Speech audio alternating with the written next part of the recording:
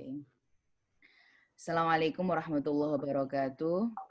Good morning, good evening, good afternoon, everyone. Thank you so much for joining us again in our talk series organized by IQSA-AIAT. Today we are going to have Pak Ichwan to share his research with us, and today Pak David Visanov is going to help moderate the session. Please, Pak David Visanov, time is yours. And inshallah, we are going to finish our, talk in around 9:10 or 9:05, 9:05. Yeah. Please, Pak David. Thank you, Lien. It's an honor to be starting us off today. So this is, again, in the series of lectures on Quranic studies in Indonesia, hosted by the IQSA, the International Qur'anic Studies Association, as well as the Indonesian Qur'anic Studies Association. And I get to introduce Dr. Muhammad Nur Ichwan, who did his MA at Leiden University and his PhD at Tilburg University, and is now on the faculty at the State Islamic University Kalijaga in Yogyakarta, where I met him some time ago in 2013 when I was visiting, and then again at the IQSA conference in 2015 there. He's had a number of other roles as well, directing centers and things like this. His scholarship has dealt mainly with the relationship between religion and the state and the Pancasila doctrine, issues of religious pluralism, Islamization, secularism, and studying various Indonesian Islamic movements and organizations, especially I think in Aceh. When we last met, he told me about a project he was starting on Jihad poetry in Aceh. He's also published on Quran translations, I've noticed, in Indonesia, Ahmadi Quran translation, and has studied hermeneutics. Today, he's going to be presenting a paper titled The Poethics of Liberation Jihad, Hikayat Prang Sabi, Religious Ethnopolitics, and Performative Hermeneutics of the Quran. And if you have questions, just let me know in the chat that you have a question, or you can write out your question, or just let me know that you have a question. In about maybe 40 minutes, we'll move to questions, and we'll turn off the recording then, and then you can ask your questions individually. Bye, Ichwan, great to have you. Thank you very much, Pak David. Good evening, good morning, good afternoon, everybody. Thank you very much. I would like also to thank IQSA and also Indonesian Association of Quranic Studies for organizing this very important event of forum. Here, I would like to present my paper, which actually I had presented it in the first IQSA conference, but then I revise it and use different perspectives to look at the same topic or the same literature. It's called Hikayat Prang Sabi. Aceh has been known as a deeply Islamized region in Indonesia, as you know. This locally known as the veranda of Mecca. There has been association of Aceh with Islam, being an Acehnese is being Muslim. And the history also witnessed that there were a series of war against the Dutch colonial government, against the Japanese occupation, and there was also the so-called Darul Islam movement in the post-independent period, and also Gerakan Aceh Merdeka or Aceh independent movement, rebellious movement against Jakarta. And as indicated in previous studies, Holy War literature, or Hikayat Prang Sabi, or Hikayat Prang Sabil, Sabil means Sabilillah, in the path of God, had important role in shaping Aceh's understanding of their identity and their dignity as a Muslim community, and in educating Muslim societies there about the doctrine of Jihad and building their consciousness of Aceh's religious ethno-nationalism. Hikayat Prang Sabi, which is read and sung in private as well as in public, is part of war repertoire in the past to mobilize people to go to war in the spirit of religion, and was later used also, by Darul Islam as well as by Gerakan Aceh Merdeka. So Hikayat Prang Sabi has important role in during these wars and rebellion. So I decide to focus my presentation on Hikayat Prang Sabi, which signifies the poetics, is from poetics and ethics of the liberation jihad in Aceh, and the performative hermeneutics understood from each. This next. Yeah, Hikayat Prang Sabi. First of all, I would like to explain about Hikayat. Hikayat from Arabic Hikayah means stories, but it is in Malay literature. It's it is popular epic.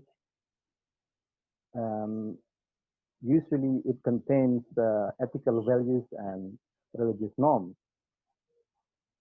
In Malay regions in general, Hikayat usually in the forms of prose, but in the case of Aceh, Hikayat is always in the form of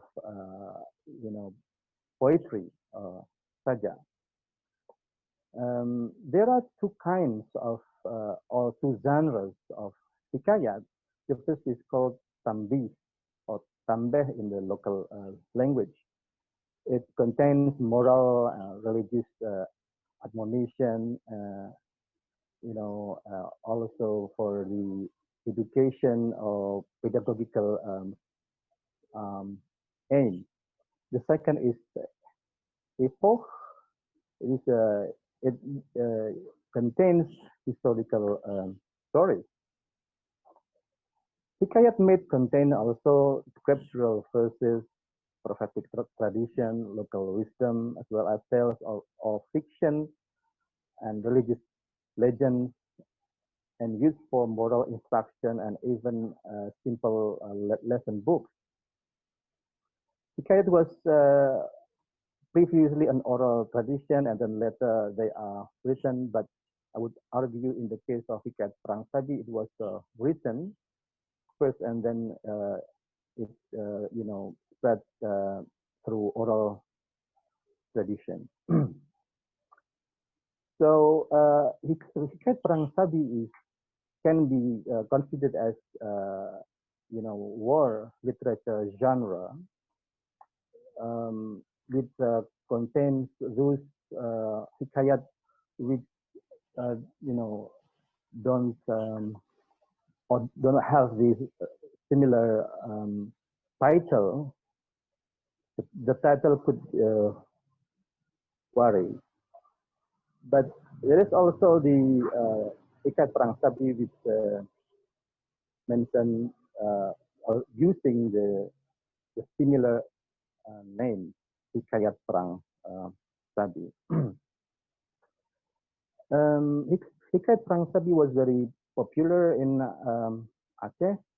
The most popular one is the one attributed to Tengku Muhammad Haji Pandekulu, the follower of the great leader of Aceh War, Tengku Cik Dipiro, or Muhammad Saman.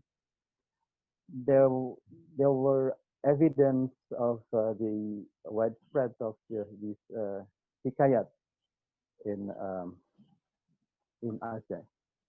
For example, Anthony Reid said that this ulama activity in 1880s produced a whole new literature of popular epic poetry of Acehnese. The Hikayat Prang Sabi was the most famous of these exhortation to holy war. But Tengku Tiro, Tengku Kutakarang, and others also circulated their own further work, stressing the helplessness of the kafir and the success of for Aceh when once the two disciplines of Islam. And yeah, Fahri Ali, for example, consider Hikayat Perang Sabi as or reflects the indigenization or Acehanization of Islam. Next, please.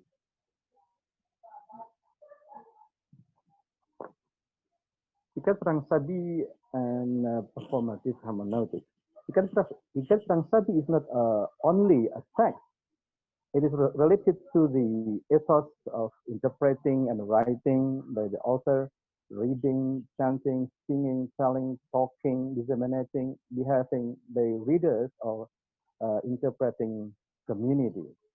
Because Prang Sabi creates and affects discourses, actions, and traditions.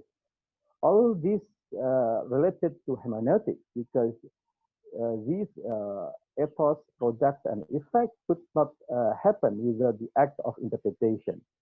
And this form a particular indigenous hermeneutics, as well as what I call performative hermeneutics.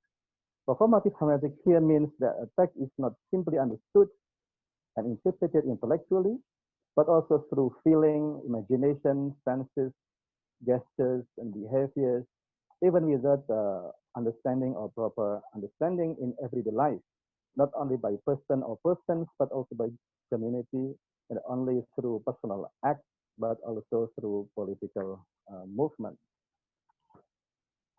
In the context of our discussion,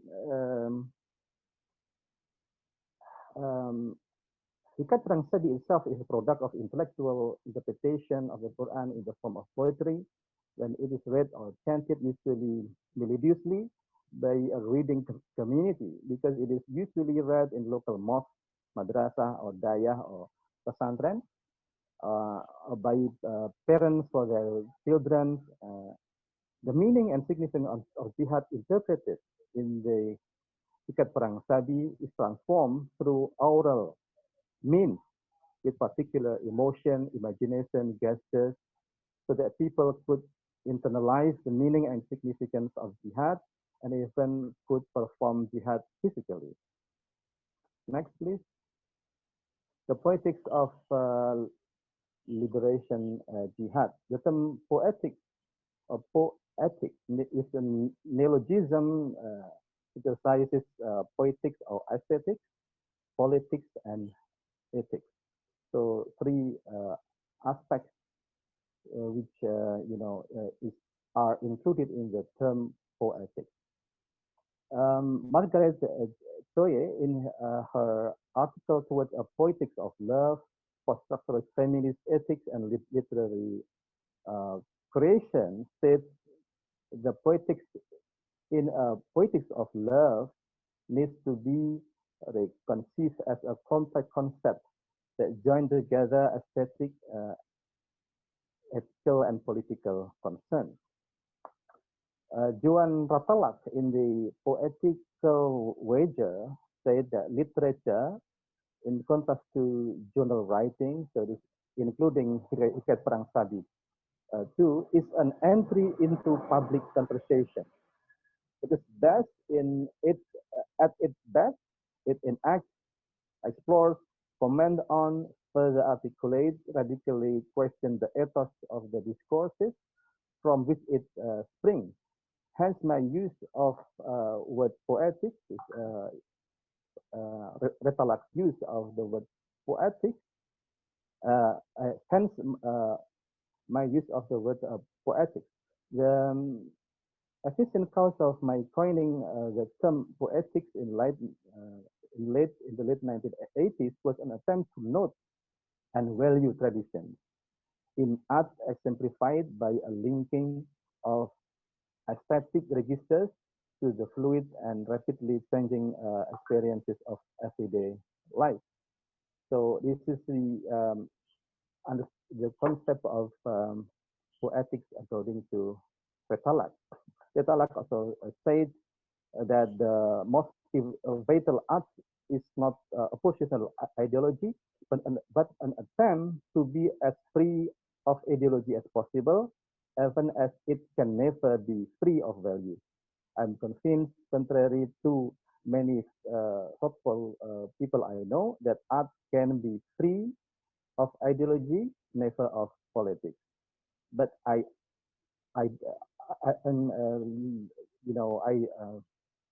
have a different understanding of in relation to the ideology. I argued that the Hikayat Prang Sabi is an ideological word.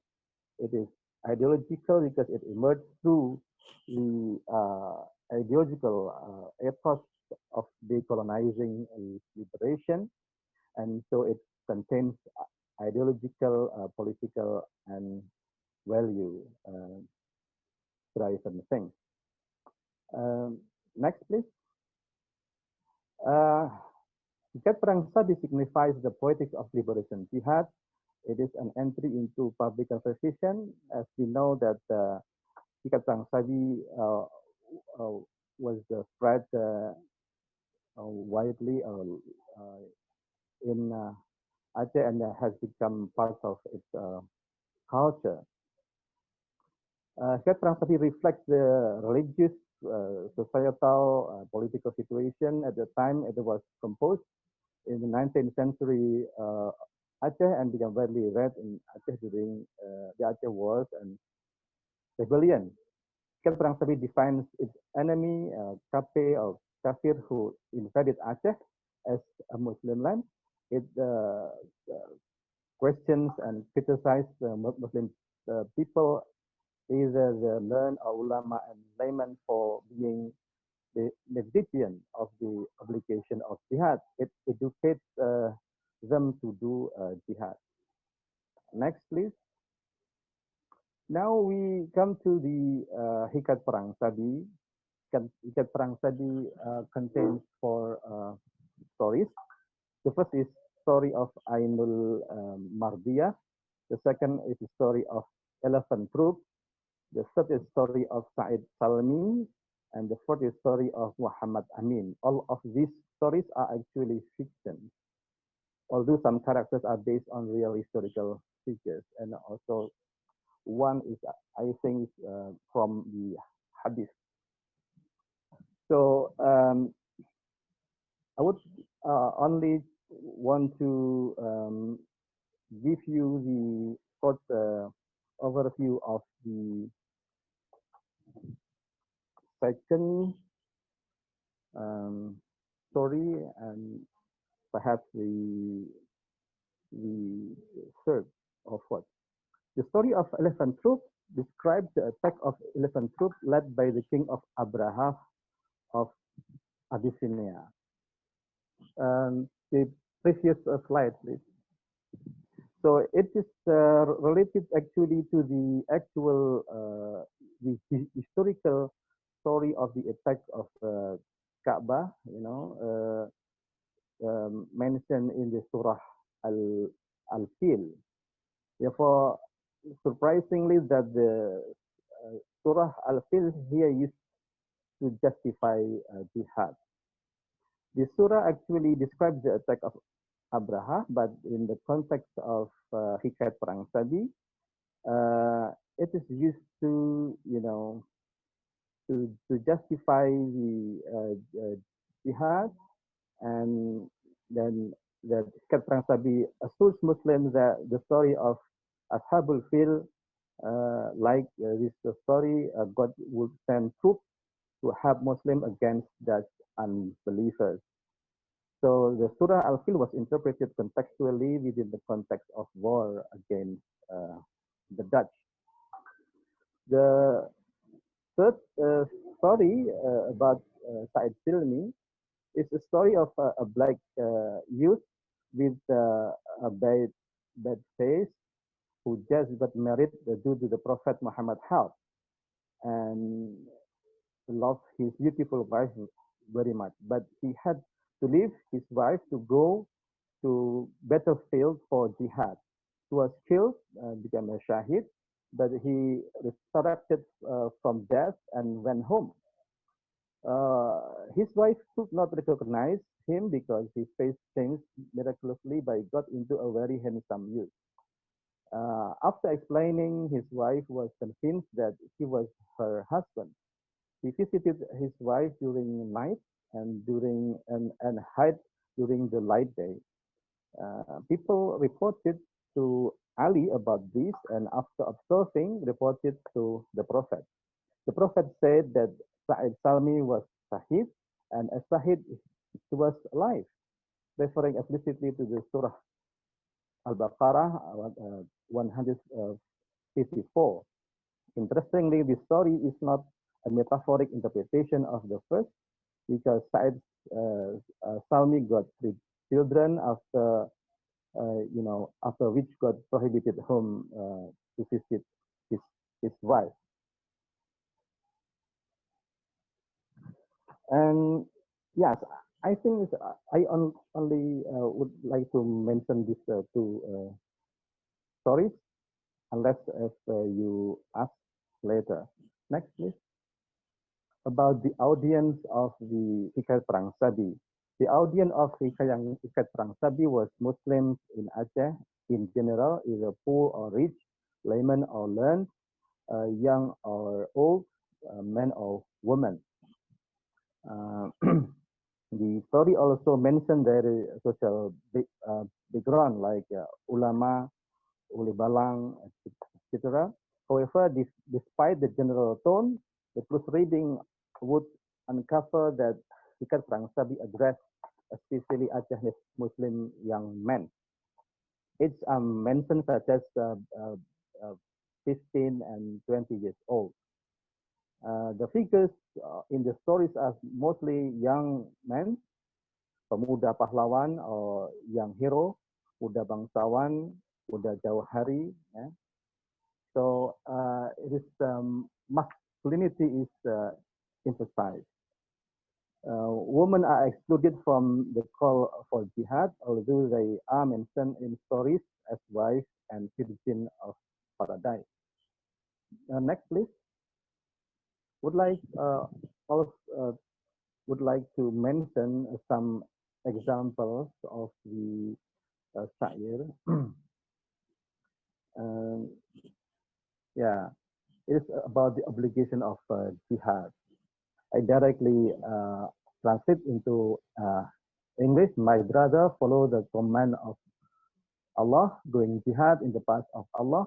This is the divine command, the word of Allah, which is full of wisdom. And then quote Surah Al-Baqarah 2016. Fighting is prescribed for you, and ye dislike it. But it is possible that ye dislike a thing which is good for you, and that ye love a thing which is bad for you. But Allah knows, and ye know not. Next, please. God has purchased oneself and wealth. The logic behind jihad ideology in the Hikayat Prang Sabi can be traced by identifying Quranic verses quoted or referred to in this yeah, in this Hikayat. In this context, At-Taubah 111, Allah has purchased the believers, their persons and their goods, their hairs enlightened in the garden of paradise.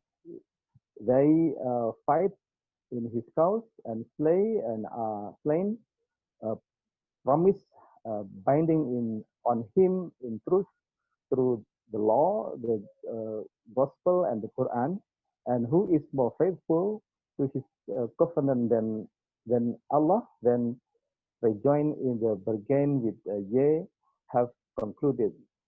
That is the achievement supreme. And then the verses of the Hikayat says, one who presents continuously read the divine book, one ayah of the Quran in front of us. Allah has purchased of the believers their person and their goods. For there is in the written in the garden of paradise. He stopped there and did not continue. The self and wealth of mu'min has been purchased by Allah with the highest price, paradise. And next, please. Family, yeah, love not against Allah, Prophet, and Jihad. So, verses read, do not waste more time with possessions.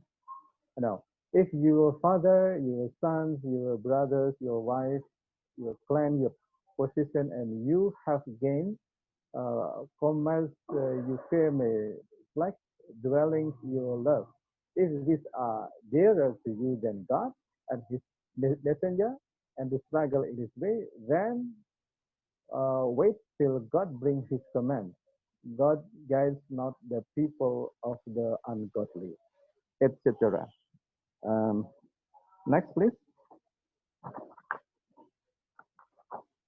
And there is also a critique of Uleh Balang and ulama, the two elites, important elites in the Acehese society. Uleh Balang refers to commanders, or actually it is called also as member of the bangsawan, what is it? Yeah, elites of the kingdom, and the ulama who lead the religious community. Hikayat Prang Sabi critiques the Uleh Balang who went away from the truth and followed Satan, as well as ulama who was silent and did not call people for jihad, although the situation was critical, as if that the world would end soon. The Hikayat Prang Sabi views that ulama had neglected their religious duty and did not aware that they would be asked by God in the hereafter. So this is the critique of the Hikayat Prang Sabi to the ulama. Yeah? Next, please. It's about the influences of the Hikayat Prang Sabi, as I mentioned before. That this is now part of the important element of Acehese culture. It's widely read, but there are also some evidence of historical evidences about the influence of this Hikayat. As indicated by Alfian, in Aceh there was a tradition of reading or chanting the Hikayat Prang Sabi before going to the battlefield of Jihad. Such tradition was not new in Malay world, as reported in the Sejarah Melayu, Kitab Sejarah Melayu. During the war against the Dutch, Athenian people read Hikayat Prang Sabi in Daya or Islamic boarding school, Manasa or local mosque, homes and other places before going to war against the Dutch. In the areas occupied by the Dutch, people read Hikayat Prang Sabi or listen to it in secret. The Hikayat Prang Sabi has played a role in raising the spirit of jihad in Aceh society, not only during the Dutch colonial period, but also during Japanese and post-colonial Indonesia. There was also during the fight of the Dutch against the Dutch in front of Baitur Rahman Mosque. It was reported that they also read the Hikayat Prang Sabi. And there was also a letter to the governor of the Dutch East Indies about the attack of the Dutch troops in Lamno, and before the local people and before that local people read Hikayat Prang Sabi. Next, please. This is my concluding remarks. I argue that Hikayat Prang Sabi is ideologically static interpretation of the Quran. That does not only quote a number of Quranic verses on jihad, but also interpret them. It is thematic exegesis too, Tafsir Maudu'i, because it deals with the specific theme of jihad, and it is also a poetic exegesis because it is written in the form of poetry. Hikayat Prang Sabi reflect the Acehese poetics of liberation jihad which is against colonialism. Religion is used simply because it was the most effective glue of solidarity and ethno-nationalism. The values of justice, dignity, and just resistance were well conceived through aesthetic discourse, through story and poetry, rather than through the pulpit and serious book on jihad. This is proven by the absence of book on jihad written by local ulama. And the Hikayat Prang Sabi, as far as I know, the Hikayat Prang Sabi referred to the books of jihad written by non-Acehese. The Hikayat Prang Sabi contains the ethics, politics, and aesthetic of resistance against the foreign intruders, which happen to be unbelievers, not because they are non-Muslims, but because they attack and make war against them. The Quranic studies on jihad was interpreted creatively, even through fiction or fictionalized history, such as the elephant troop story. Imagination is important to convey the divine message of jihad. The meaning and significance of jihad is not only understood intellectually, but also performatively through emotion, gestures, and behaviors, not only by person or persons, but also by community, not only through personal acts, but also through political movement. These are the objects of performative hermeneutics. Hikayat Prang Sabi contributes to the study of indigenous hermeneutics and decolonial Islamic studies. Quranic studies and hermeneutics need to use relevant theories in social sciences and humanities. I think I would like to end with this statement. Thank you very much. Thank you very much, Ichwan. This is fascinating and interesting grounding in social theory and theory of poetry. Thank you very much. I think we've reached the time at which we were aiming to conclude. So I just want to thank Ichwan for a fascinating and theoretically sophisticated paper that really does push us again, as this series has done, to think about tafsir much more broadly, tafsir in daily life, through life, as performance, as emotion, outside the genre of tafsir per se. So thank you very, very much. I want to remind everyone. Welcome. Remind everyone next week, Akrimi Matswa will be giving a talk at the same time. Tafsir preaching on Indonesian YouTube trends and developments. So that'll be a week from today. Lien, do you have any closing comments? No, Pak David, thank you so much for Pak Ichwan and Pak David. And I don't know whether Pak Ichwan wanna say a word or two, like as a closing statement, or we would proceed to close this meeting. Yeah, thank you very much for IQSA, for Indonesian Association of Qur'anic Studies, also Mbak Lien, Pak David Fisanov for organizing this meeting, especially tonight. I'm very honored to be given the chance to explore my ideas about what is I'm thinking for a while about the contribution of the poetics in the Tafsir. Thank you very much. Thank you all of the this present today in this Zoom. Thank you very much. Thank you. Thank you. Thank you very much.